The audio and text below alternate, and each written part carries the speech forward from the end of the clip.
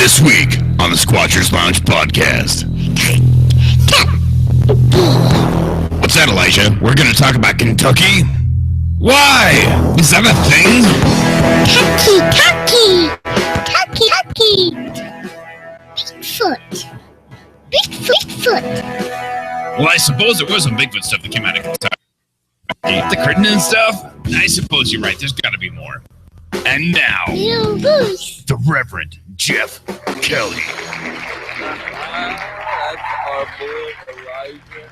Gotta love him. He's going to be taking his daddy's place as announcer man for the podcast before you know it. I'm your host, Reverend Jeff. How y'all doing? Over there is Dr.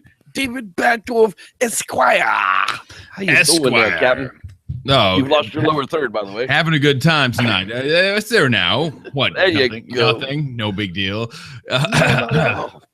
No, having a good time tonight. Ready for action. Ready for action. That's right. Tonight we're going to be talking about the Kentucky Yahoo, Yeaheh, however you want to talk about it. I don't know. But first, as always, we do the news. That's right. New cause for Lyme disease complicates the already murky I was going to say diarrhea, but diagnosis. Diarrhea is really what it is. Pretty much everything but diarrhea with the Lyme disease. No lie. It's a horrible thing. But forever, the deer tick has been blamed for Lyme disease forever and ever. Now, all of a sudden, it's not a tick. What the hell? Yeah, more complication, like with the murky diagnosis of Lyme disease, and that's something, tick bites are something not to take light in your squatching world. But maybe, just maybe, it's not all the tick's fault. So yeah, more analysis, more data is needed, but still, don't let the sumbitch bite you. Yeah, I mean, that's really the key to it is protect yourself against the ticks. Look, I know little boy short shorts are cute when you're running around out there on the Olympic Peninsula, but in the grand scheme of things, it ain't smart, not even in the summertime. Cover yourself up, people, from your wrists to your friggin' ankles. You should be covered enough and protected enough to keep the buggies out, because there's some buggies out there that'll put you on your knees forever. The Pacific Northwest was the pioneer of now what's known as the lumbersexual plaid, and there's a reason for that. It's because it covers you all the way down to your arms, and yes, there are lots of nice pants that breathe just as nicely as shorts that you can buy, and I own a few because I don't want tick bites on myself. And the most important thing is that if you do find a tick attached to yourself, to not pinch the abdomen and pull don't burn it with a match, and don't go after it with a freaking damage. You have to know how to remove the tick. It's almost better to leave the tick in if you don't know how to remove it, and take yourself to the doctor and say, hey, I got a tick, can you take it out? And you have to know how to remove the tick. Actually, if you just look on YouTube, you can learn how to remove it properly, and they sell the tool down at the local pharmacy. So go buy one, learn how to do it, and take a tick out right. Don't just go grabbing it and smushing it and pulling it out. Twist the head, but do not inject its bowels into yourself via the head when you could just twist the head out. Right. Yes, exactly. So learn how to take out ticks right, because if you're taking them off your animals wrong, you're probably hurting them too. All right, enough with the icky tickies.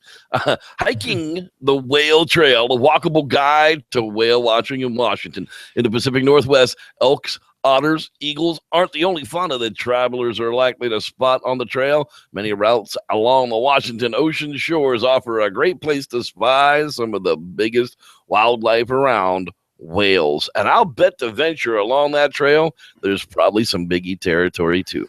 There's probably some good stuff to see along the way.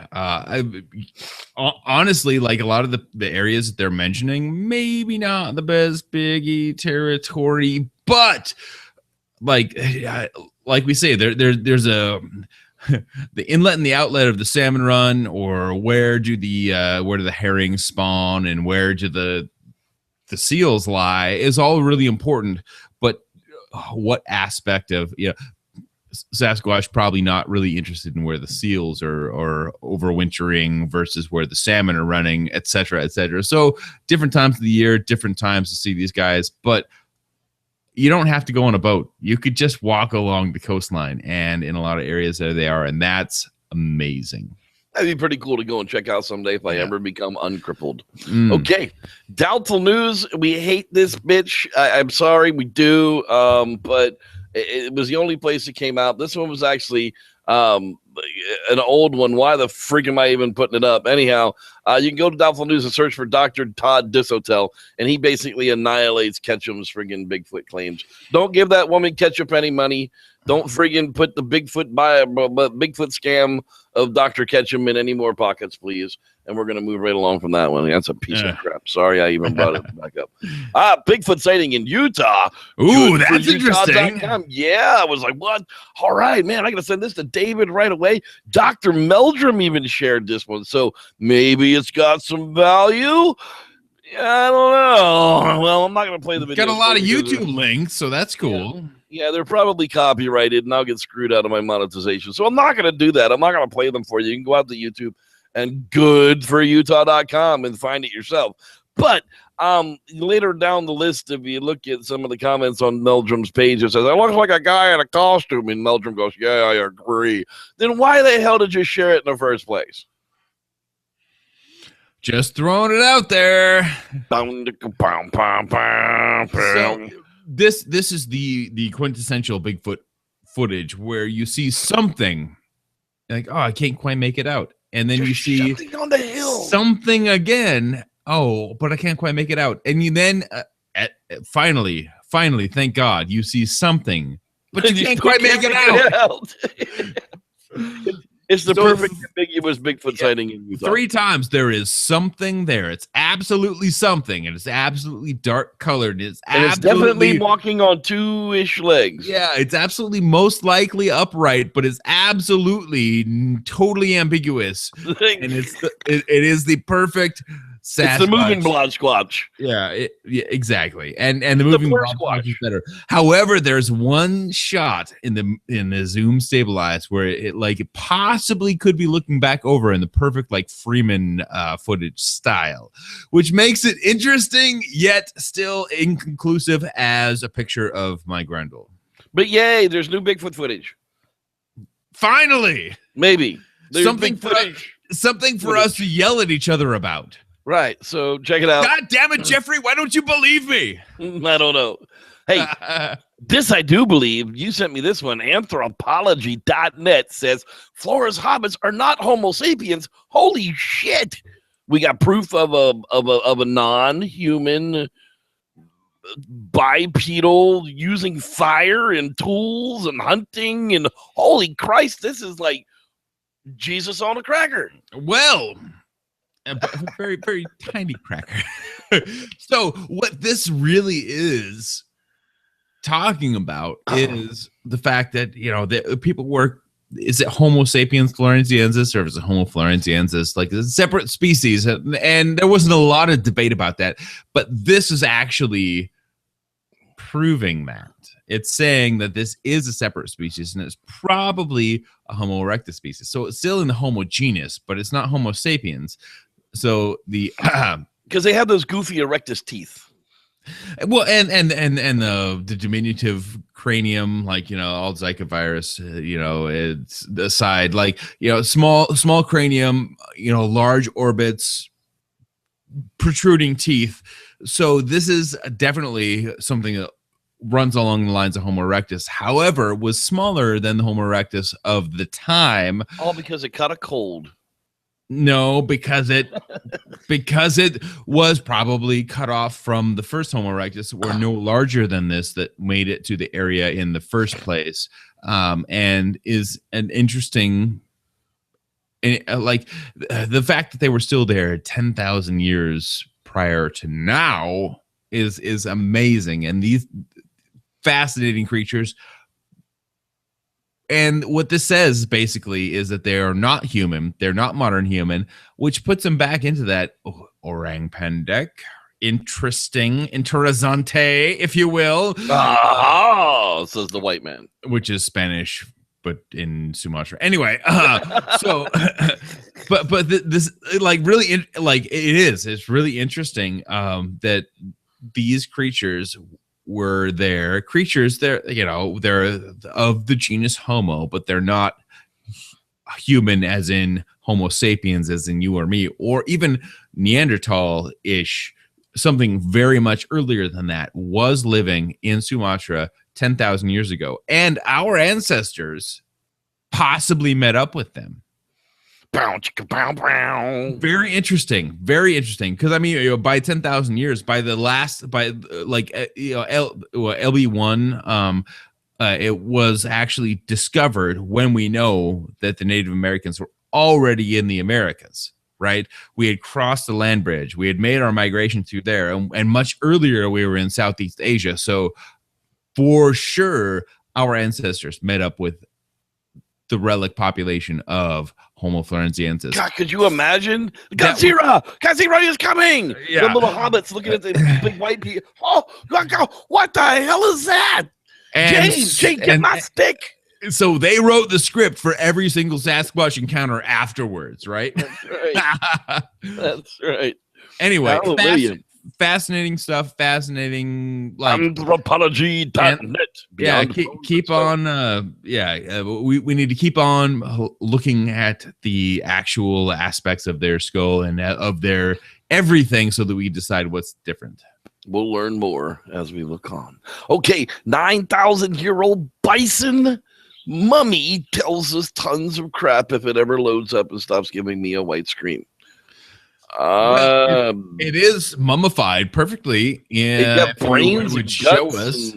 It's got all the organs. The fur is peeled away, but it's not going to show us the horns are kind of funny. Moving right along. Hey, amazingly, they found a perfectly preserved mummy of a bison that we can't show you.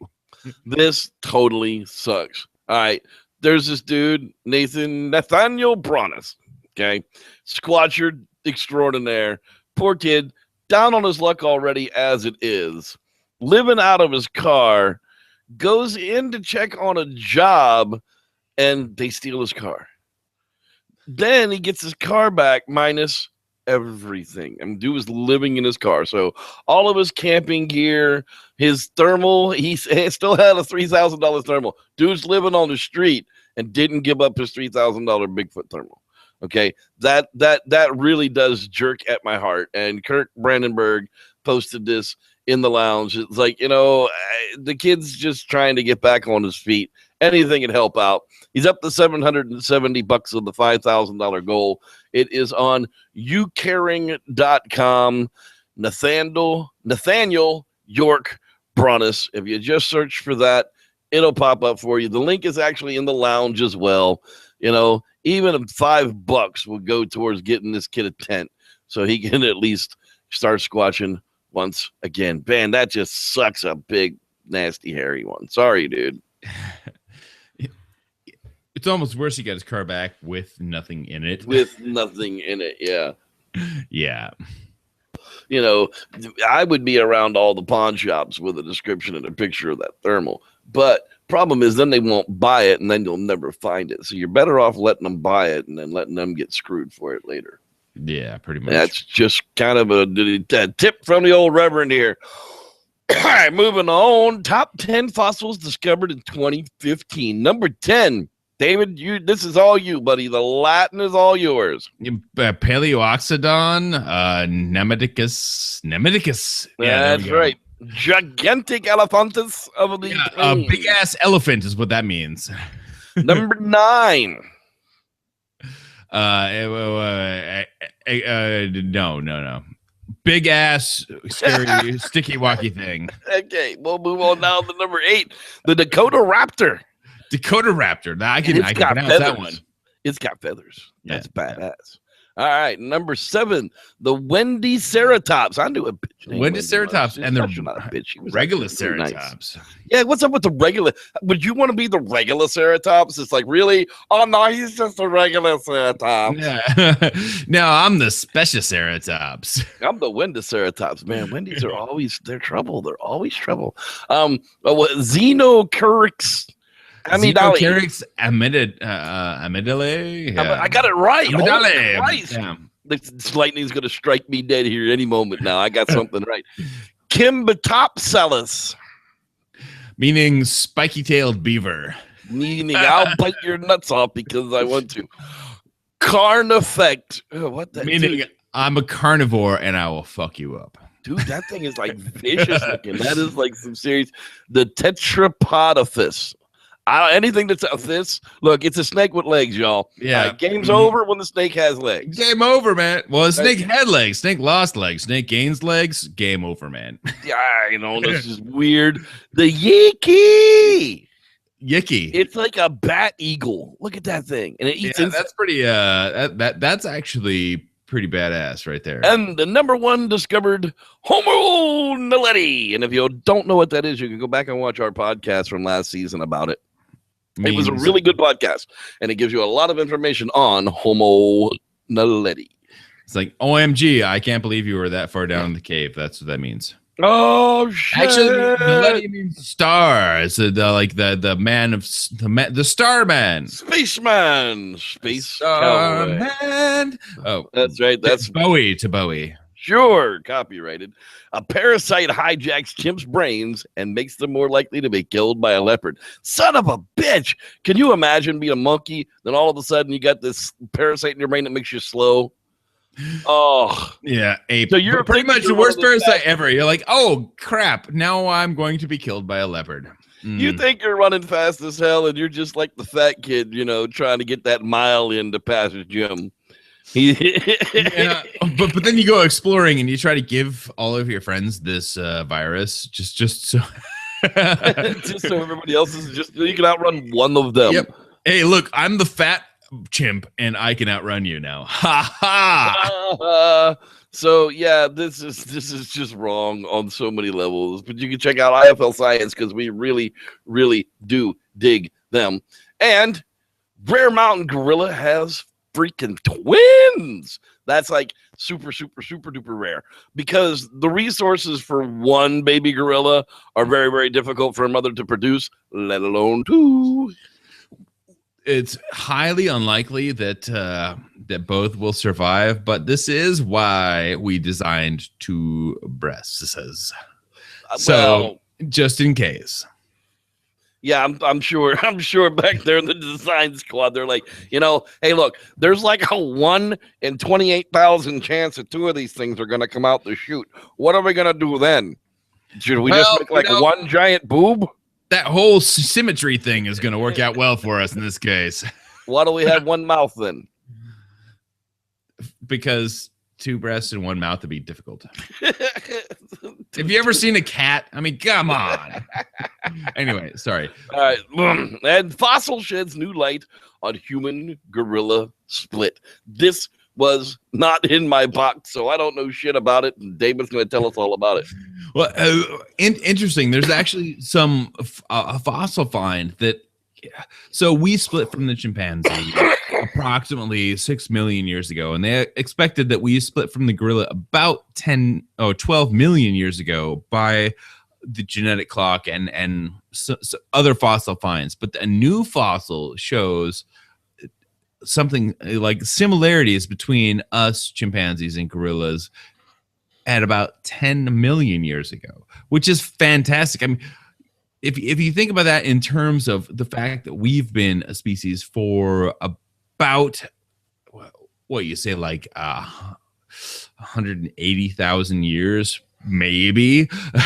So 2 million years variance is a pretty big deal in the geographic, or geological scheme of things. So that's a pretty big deal. So hopefully more comes out of this, and it would make sense that chimpanzees, gorillas, and humans are more closely related to each other based on the similarities.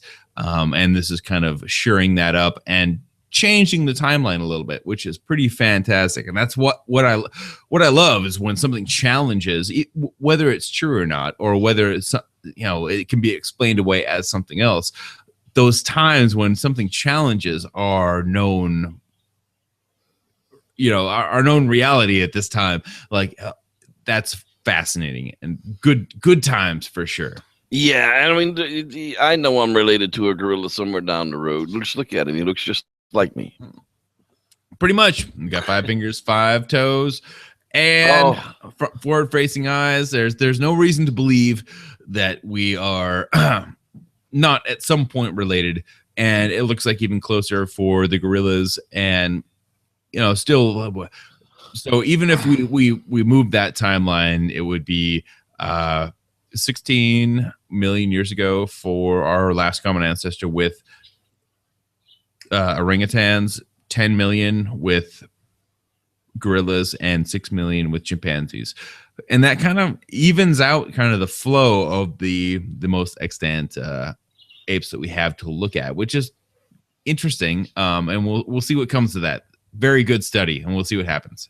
I had a horrible argument with somebody in a group one day about Bigfoot legs.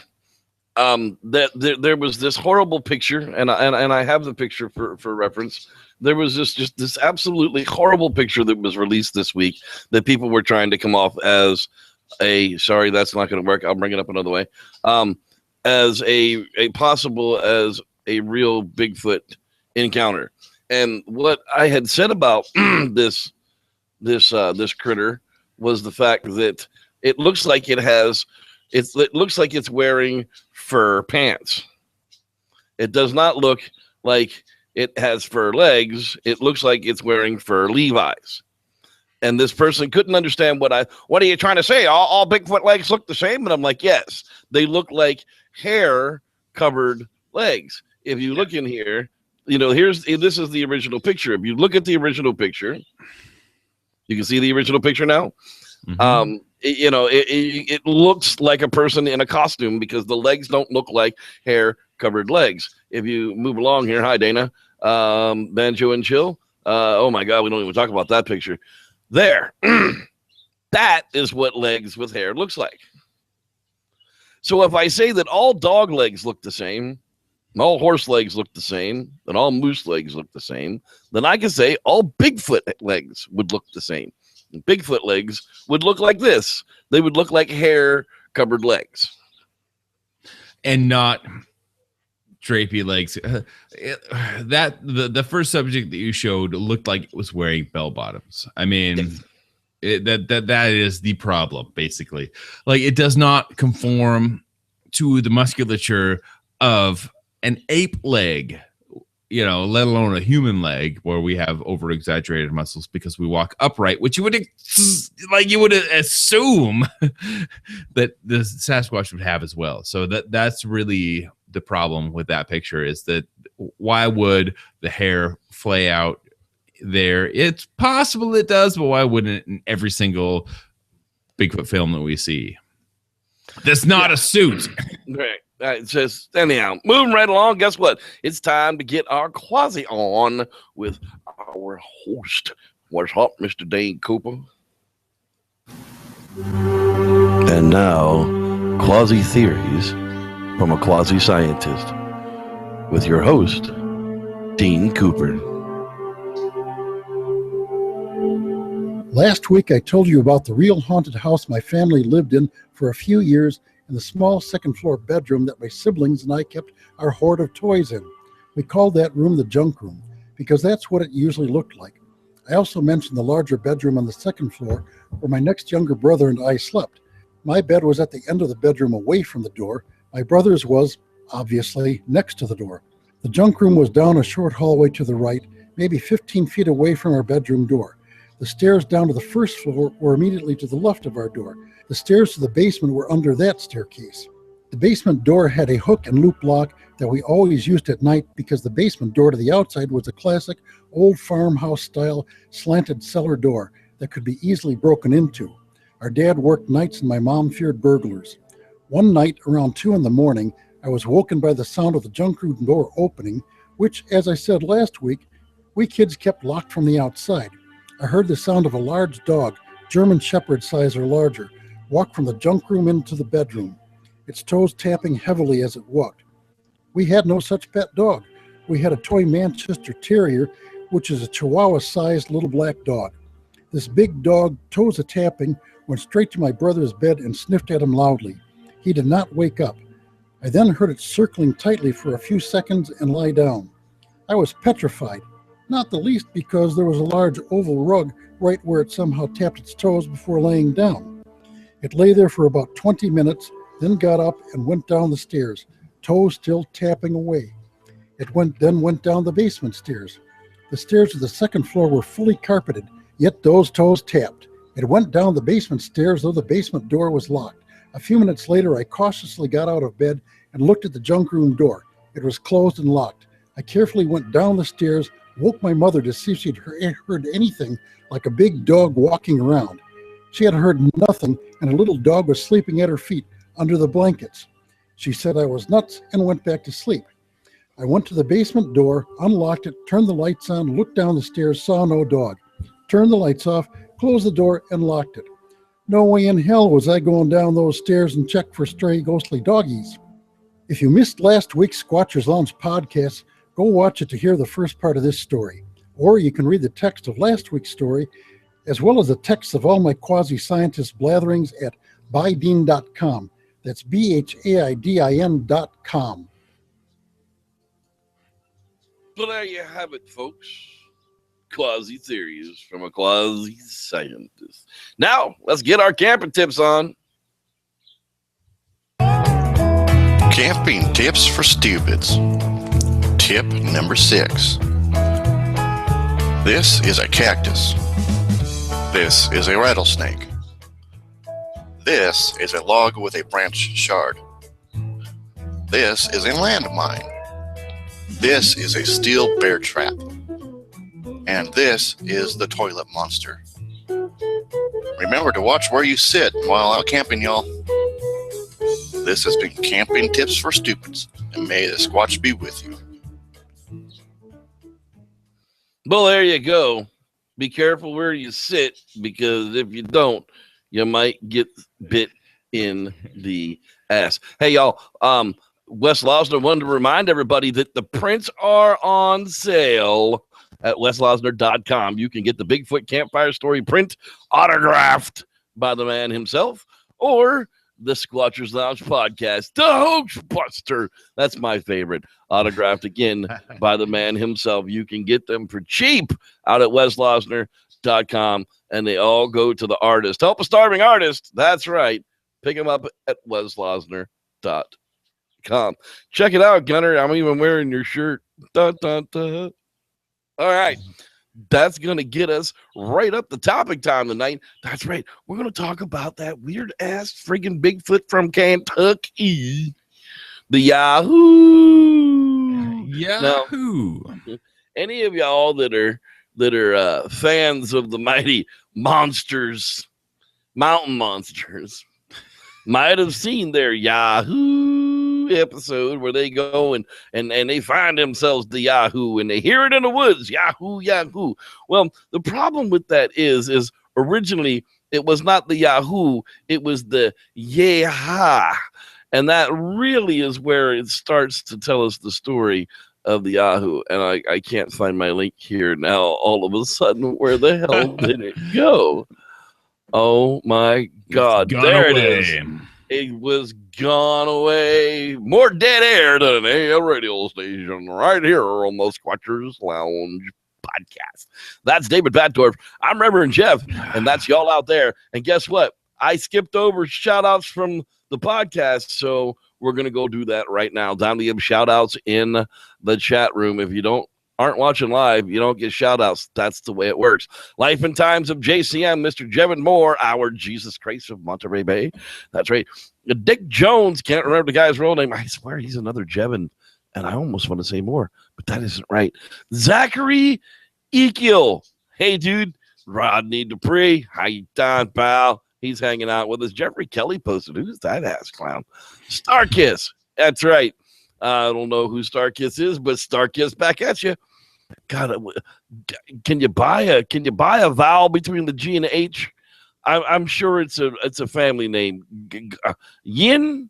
Maybe it's Asian. I don't know. I'm just gonna skip the GH and go right in with the YEIN. Yin, how you doing, buddy? Let's see who else is. Andrew Jones has given us a circle look punch it twice for the podcast. Dean Cooper, he was running late, but he's finally showed up. That's right. Who else is hiding out there? I saw a couple of other people hiding. Mr. Yeti, you're eerie. Well, I'm sorry to hear that. You feel better, maybe, I guess. And I think, oh, nope, Dave Stump, he finally makes it in. I don't know why that guy's always freaking late. Don't ask him for a ride anywhere. Hey, stars shine. How you doing? I hope you're a chick, because if not, you give me a chubby every time you come in here. Andrew Jones. Hey, Andrew Jones. I'm glad you're here too. I am done with shout outs for the podcast. Now we can get back to the Kentucky Appalachian history. That's right. The Yeaheh. The Yeaheh. The Yeaheh. I'll even share with you guys what this one actually looks like so you don't have to look at my ugly mug. You can just listen to me tell you the story as always. I don't know what it is about you people, but you do. Long before it became the brand of search engine, the creature whose uttered cry gave it a name, haunted Kentuckians Daniel Boone told tales of killing a 10-foot hairy giant he called a Yahoo, says John Mack Fragner in the 1992 biography of Boone. The Yahoos are hairy man-like creatures in Jonathan Swift's Gulliver's Travels, one of Boone's favorite books. Boone and his explorer companions, it should be noted right from the get-go, threw around many of the terms used in that book rather liberally. Boone was encamped with 5 other men on Red River. Theodore Roosevelt relates in his Daniel Boone's Move to Kentucky 1987, and they had them for their amusement this history of Samuel Gulliver's Travels, wherein he gave an account of his young master Glumdalek. God, I like that name. Him on market day for a show to a town called Lullabrud. Wow, I actually said that one right too. Boom, kudos for me. Anyhow, let's move on to it. So, okay, if Kentuckians heard it passed down from Boone, who got it from Swift, how did Swift learn of the Yahoo tales, or did he simply spin them from his imagination? One possible clue, though, Nancy McDaniel's tale is told in the hills. It mentions ships and crossing the waters as the escape route for the captive human. Tales of women shipwrecked or marooned on an island populated by monkeys or apes, fed and housed by a dominant monkey and forced to cohabitate and bear its offspring before escaping and seeing their hybrid children murdered by the irate simian parent, may have arisen in early 16th century Portugal and also exists in similar forms in the Americas across Asia. The idea of the semi-human was also floating through scientific circles in the first half of the 18th century. In 1758, Carolus Linnaeus theorized that a form between man and ape existed, which he named Homo troglodytes. Wow. Yeah. But the Homo troglodytes ended up being the chimpanzee, which is in West Africa. Yeah. Well, you can see how that would, in that day and age, in 1758, bro. Seriously? Come on now. That is perfectly a half human, half ape chimp. If you look at a gorilla, that's an ape. If you look at a chimpanzee, that's something in the middle. Mm-hmm. They were right, just wrong at the same time. Linguist Richard Stoney carefully states that Swift, a lover of wordplay, drew from many language sources, each of which referred to various personality facets of the Yahoos. But he also turns up the following morsel published in an Australian Aboriginal words in English. The natives are greatly terrified by the sight of a person in a mask, calling him devil or Yahoo, which signifies evil spirit. And from the 1844 edition, they have an evil spirit which causes them great terror, whom they call Yahoo or Devil. He lives in the tops of the steepest and the rockiest mountains, which are totally inaccessible to all human beings, and comes down at night to seize and run away with men, women, or children, whom he eats up children being his favorite food. The name of the Nom, Yahoo. nom, nom, nom, nom. The name of the Yahoo being used to express a bad spirit or boogaboo was common also with the Aborigines of Van Diemen's Land, Tasmania. Wow. Wait. How do we get from Kentucky to Tasmania? Well, because the dude that spun the tale, Swift, read all this other stuff from Tasmania and these other places that talk, and the Aborigines of Australia that calls them Yahoos. So that's where they're thinking that he's applying the name Yahoo to whatever these half human, half monkey things are running around Kentucky. But isn't that the Yowie? Yowie! Yahoo! Well, I understand. Yowie is in horrible English Australian. Who knows what the Aborigines call them? They might call them some form of Yahoo or Yawawa. Yeah, I don't speak Aboriginal or Aborigines. So the interesting thing, like, like Kentucky, Middle America, we've had this come up several times, and there's a big Bigfoot culture in Kentucky. We had the whole Crittenden thing where we had the pancake video, and all of these other things stem from that. In the Ketchum study, Kentucky was very central and important to that.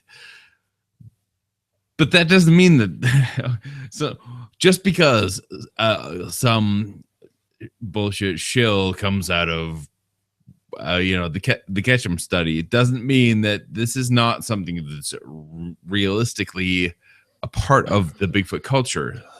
So, like, I've almost forgotten all of my Kentucky Bigfoot lore just because of that link and that how that circles back into that area. You're like, oh my goodness.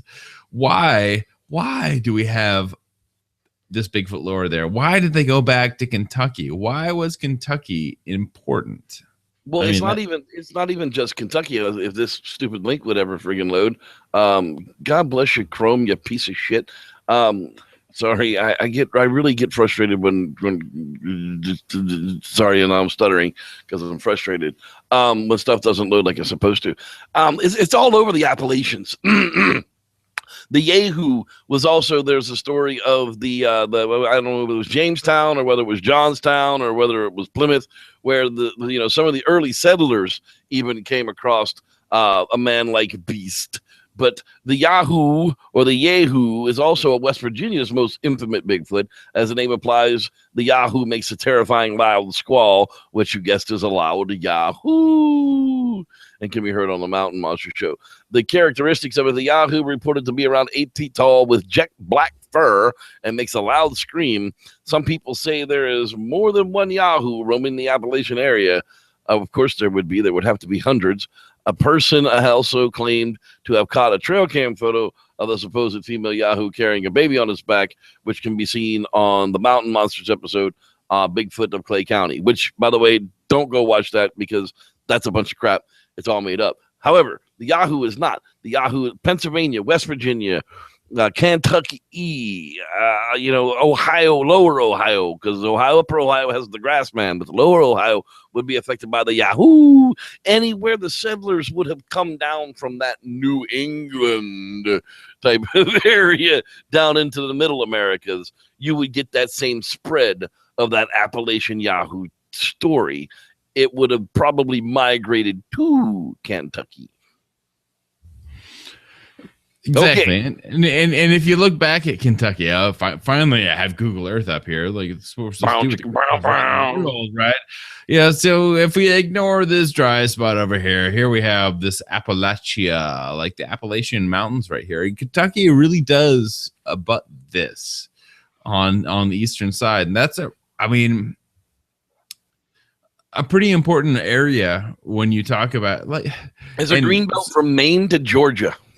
Some people have been critical of our use of, like, just zooming out on Google Earth, but I would contend that for right now, zooming out on Google Earth, like this is important. You know, you can see the actual colors of lush versus arid, like, you know, grassland versus montane versus desert. This is very easy to see in this area, and Kentucky is a part of the western side of like this eastern Appalachia right here. It's not. And most of the area you're talking about with Daniel Boone is on the eastern side of Kentucky. It's not clear out on the west side in the farmlands. If you look at this eastern side of Kentucky here, this is just valley after valley, crevice after crevice, and not a lot.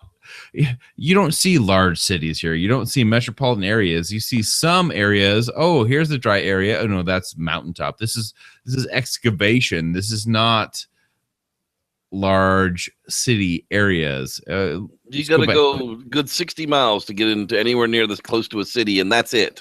It's still not.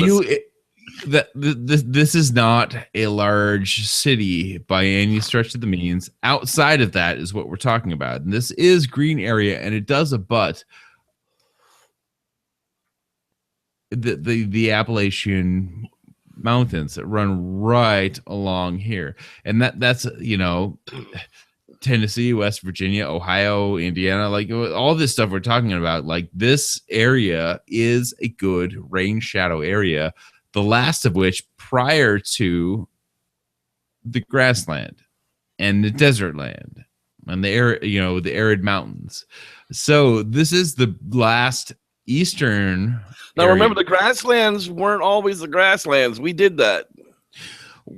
We did do that. But if you're looking at right now, the grasslands most likely are not as habitable as, I mean, if you look at this whole area, like, so, you know, up in Canada, obviously this is a great area. We talk about, you know, Michigan and some, you know, some of these areas, like down through this whole area. This is reasonable habitat depending on population density for right now. But you have to get this far out to see that. And when people are critical of this, like, there's this whole area here that we can pretty much rule out, and you have to. But people swear that there's Bigfoot in Arizona, in Nevada. We don't understand outside Edwards Air Force Base. Well, yeah, there might be a green spot, but are they inbred? I mean, how many are they breed? How long do these things live? Do they live to be 100 years old? If they live to be 100 years old, you're right. There might be a bunch of them out there. If they do, like, so if their breeding patterns are more like ours, there's a possibility that through 2 generations they might not even see the degenerations of inbreeding. But by 3 generations or 4 generations, they probably would. But if they live as long as we do and they breed as infrequently as we do, possibly that could, you know, I mean, like, honestly, like, possibly that could be not something that we see for a long time. But still, the Earth is still our best look at this whole phenomenon. So I'm still going to go with that. You know, the same Bigfoot that populate the Pacific Northwest would have come in from the lushness of Canada as it is, and that flows all the way down into the East Coast, down through Maine, and all the way down into Georgia. So I can't see why one side of the country is good for it while the other. Yes, big, large, huge mountains. I talked to Cliff Barackman while we were up in Fortuna, and we were standing outside looking at it, and, you know, huge mountaintops with the clouds coming through. And he's like, you know, you've never really seen this before. And I'm like, yeah, dude, I've lived in the mountains most of my life. I mean, yeah, I live at sea level, but I spent a lot of time getting the hell out of the friggin' ocean level, getting up into the mountains. Huge mountains on the East Coast and the Appalachian chain and the Blue Ridge, the Great Smoky Mountains. I mean, no, they're not 15,000 feet, but still, it's nothing to sneeze at for sure. And the ones that I have a problem with are the ones, like I said, the New Mexico Bigfoot and, you know, the desert Bigfoot. I just can't understand how they would still be surviving out there. There are certain pockets, you know, if they travel as far as we say that they do, maybe there can be outliers. They can be so far off track that from, you know, I mean, from where we were in the Sierras, if you imagine there are Bigfoot there, they could be in Nevada and easily, and then into those other areas, depending on the trackways that they could follow and where they can find resources. But I don't think that's sustainable. Like, you know, the whole idea, like the concept is we don't have a study of where is sustainable right now, because a bigger concept. I'm trying to like pull this in right now, like, because we don't know where they were and how long they've been in these viable spots and what their lifespan is. Up to 80 years could be the difference between them being in Nevada, Arizona, and all these other places, but not viable and inbreeding for generations, which so that there's at least a 200-year leeway in that. If you look at it versus versus us, which is the worst case scenario. So the best case scenario is that they're like chimpanzees, and that can happen too. So, or I guess honestly, the worst case scenario would be they were like chimpanzees, but they could still be producing young for at least another generation in a 200-year span of time if they lived as long as us or as long as chimpanzees do. Worst case scenario. And that's where it gets really complicated. It may not be sustainable, but it may be that way right now. Yeah, well, that's the key to it. One of the things that I said when I was living over at the Bay, it was like, as much time as I spent in the hills above Oakland, and you saw that when you were there, the hills above Oakland are a lush forest protected state land of redwoods now. You know, very well could be relic populations of little pods of 10, 20, 30, 40 animals that just, you know, exchange breeding age friggin' youngsters and could still be 100 years later breeding and existing up above the hills of Oakland. Oakland used to be literally the largest span of oak trees on the planet, and we cut them all down to build ghettos. But so the idea is that you could even take completely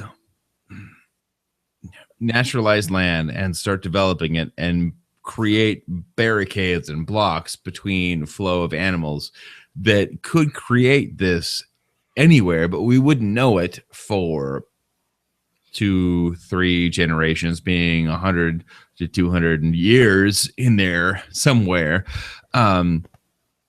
So the implications, like I say, we haven't been on this coast for that long, and the implications just are like, yeah, well, what does it mean? Well, you don't know what it means. Like, so we have to allow for the one-offs to exist. If you think the whole exists, you have to allow for the one-offs, because we don't know, and that could be possible, but not sustainable, if you know what I'm saying.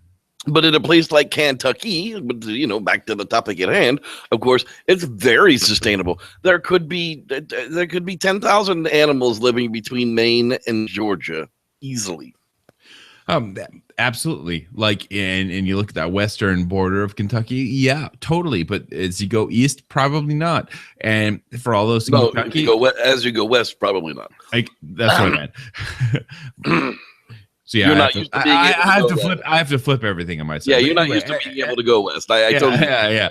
As you go west out into the grasslands, you're right. Probably not. But there along that corridor between the Appalachian Mountains and the foothills on both sides, all the way down through the Blue Ridge and the Georgia Mountains and the entire Appalachian Trail, could absolutely support thousands of Sasquatch that live up there comfortably and only get sighted every once in a while. Yeah, in a state like that, you could really you focus all of your research on that portion that is viable, and it makes it a lot easier. You know, but that's still a huge huge piece of land up there. Like, That's you right. look It's at like it, trying to research it's 3 times as small as the Sierras, but that just tells you how much bigger the Sierras are. I Yeah. mean, with this being just a huge research area, the Sierras are 3 times as large. So we have to zoom in on even smaller sections for us to go through and look at, like one mountain at a time. I narrowed my search area down to an area that I thought was manageable, and it's totally unreasonable for one person to manage. And to look at that versus, the whole western border of Tennessee, you're like, that's ridiculous. So, or eastern border, excuse me, I keep saying that. Kentucky. You can't even begin to canvass that by one person, which is why people need to work together, yada yada yada. And I think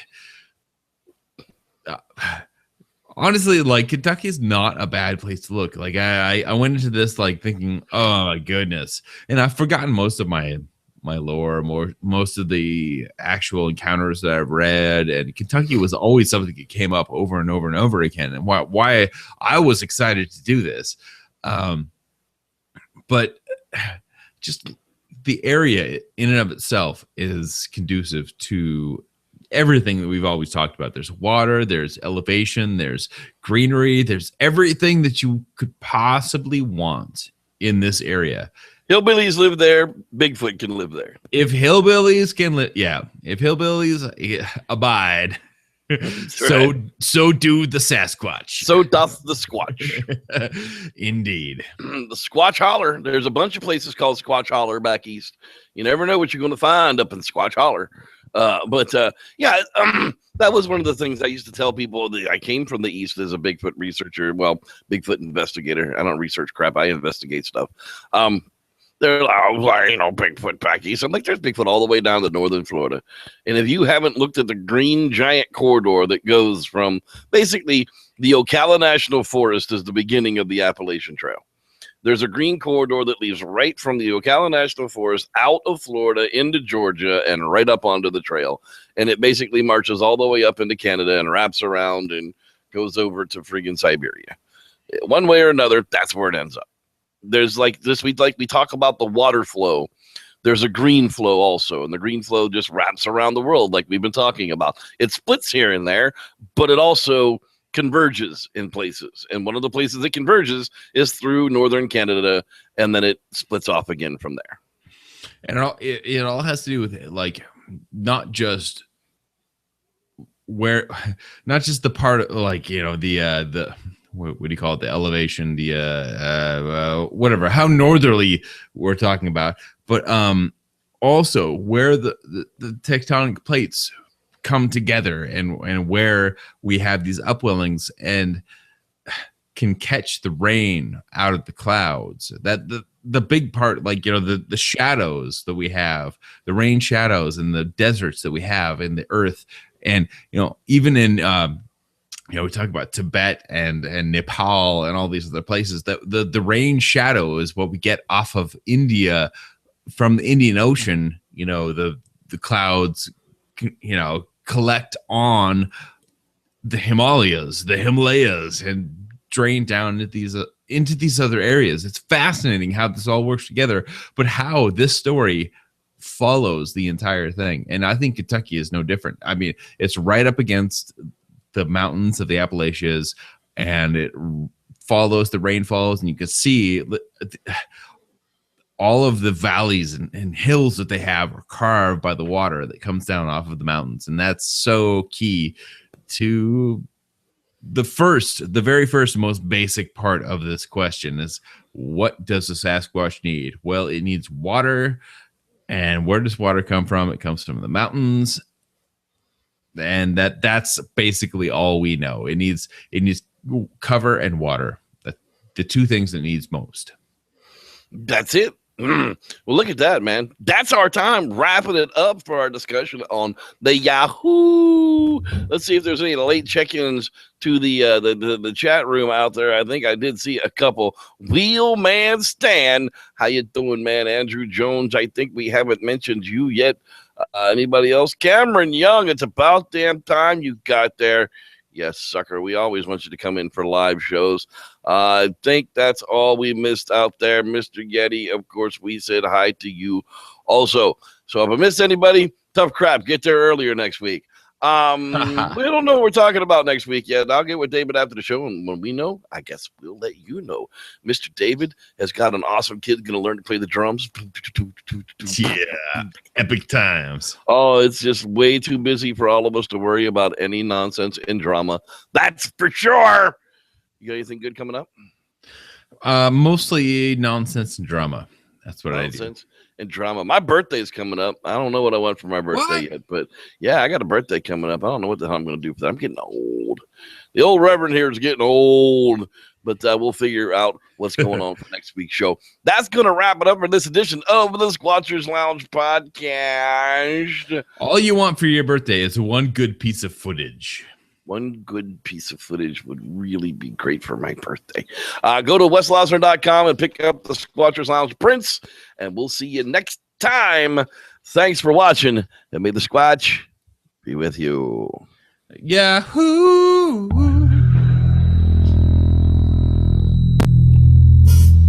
Oh, don't forget to watch Monday nights, Bigfoot Entertainment Weekly. Holy crap. WTF Theater is getting to be so funny. It's going to be epic. This week's episode, 30 minutes or less.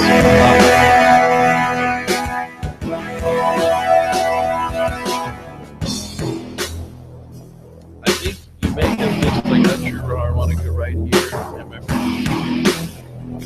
Squatch Hawk Down. That was last week's episode. Holy crap. Funny stuff. Poor Esteban. Poor Dick McGrundle. You missed it. Check it out. Oh, my grundle.